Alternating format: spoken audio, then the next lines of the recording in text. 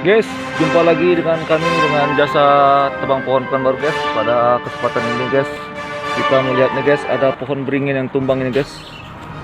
Terangkat akar-akarnya guys dan menimpai rumah guys, disebabkan oleh angin yang kencang guys. Dan pada kesempatan ini akan kami eksekusi karena pohon beringin ini sangat besar dan tumbang oleh angin guys. Ini guys, menimpai rumah guys dan pagar-pagar guys. Oke guys, demikian dari kami guys, dari jasa tebang pohon baru guys. Untuk info mengenai jasa kami dapat menghubungi kami melalui telepon dan negara 0811 764409. Terima kasih guys.